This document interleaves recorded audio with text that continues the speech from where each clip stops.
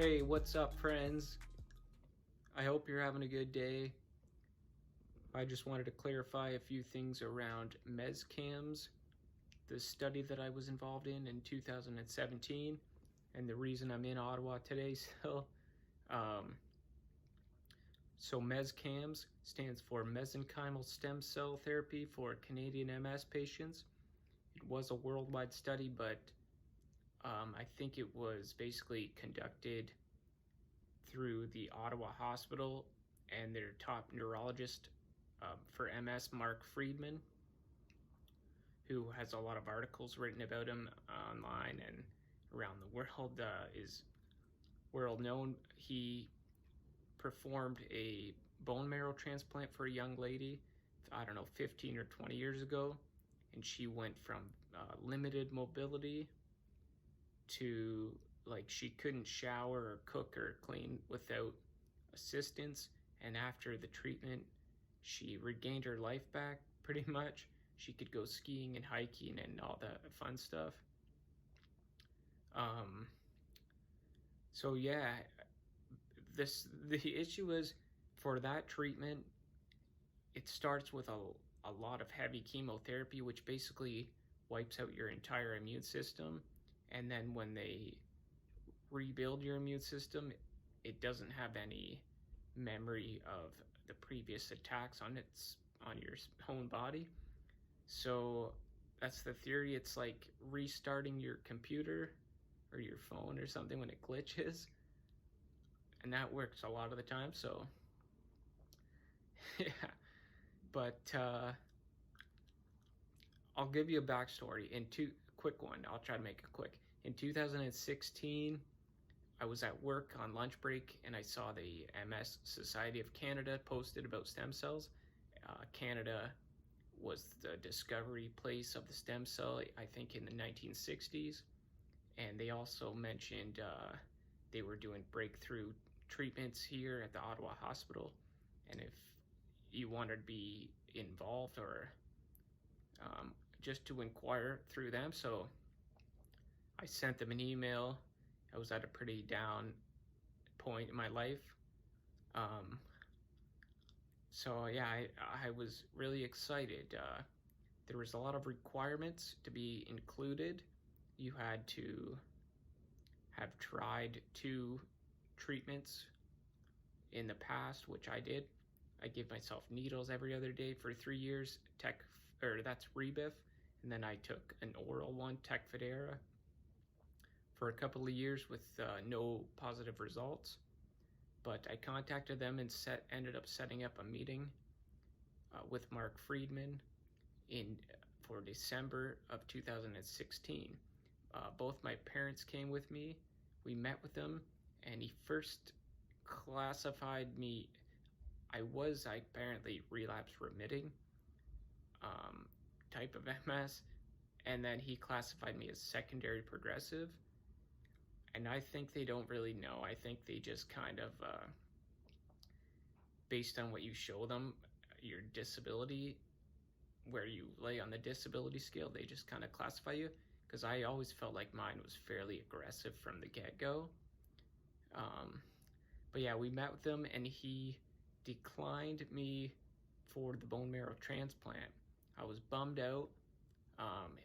I'm not sure why, if he didn't think I could handle it, or another young gentleman died of it in recent years. So he did want me to go through that. But he did actually offer up. They were doing an experimental study called MESCAMS. And he said I could be involved in that if I wanted. That would be no chemotherapy.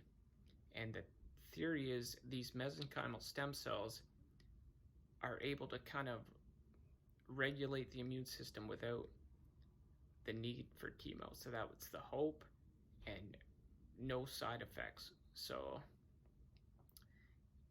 I jumped at that because I know a lot of people apply and get turned away, but I still qualified. So I said, sure, fantastic. So it got underway in January of 2017. is when I had the bone marrow aspiration, where I came to Ottawa and they took a big needle and stuck it in my lower back. They say the hip bone, but it's basically my lower back, and they suck out bone marrow, and then they must isolate the mesenchymal cells and grow those. So they did that for a couple of months, and my portion of the trial officially started in March of 17. So I had my first infusion in March, and it was fine. It was an easy procedure. It took about 10 minutes, a couple of hours of setup, but the infusion drip in my arm only took 10 or 15 minutes. It was so easy. But the majority of the MESCAMS study for me, phase 2, was all monitoring and testing. So I had every test you could think of. I had a walking test every month, and then eye, blood, and urine, and math, and any kind of test you could think of to see if there was any improvement at all. I don't know. But, so yeah, it was good. And then after 6 months, I had my second infusion. So that would be August of 2017. And that's where, if I were to guess, that's where I got the stem cells second, because I felt great after that one. I actually walked from my bathroom here in my apartment to the kitchen without holding on to anything. It was fantastic. I feel like it must have just done something with the inflammation in my body, because I just felt really relaxed and able to walk calmly. So that didn't last though. But yeah, I basically did all the monitoring. I had a MRI every month and all of these tests. But the study was a year long, and it wrapped up in March of 2018.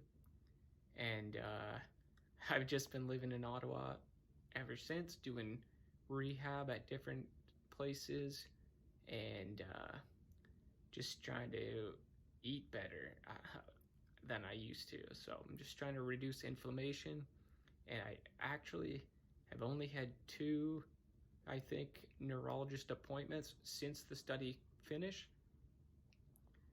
I know they're busy, and my last appointment with Mark Friedman, he said they didn't have the results of the study, which is like a bummer. Come on.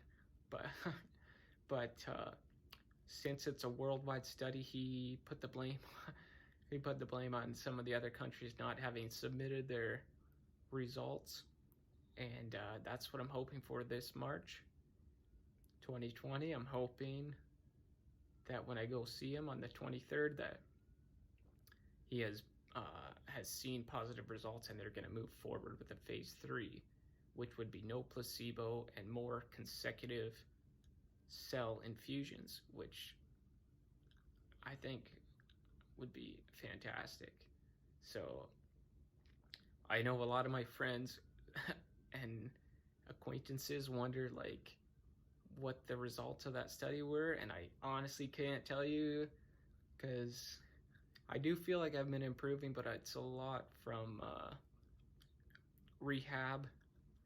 I did have the initial benefit from the second infusion, but I don't have the results, and they're kind of slacking. So that's all. But if you guys had any questions, just holler. Thank you guys for listening. Cheers.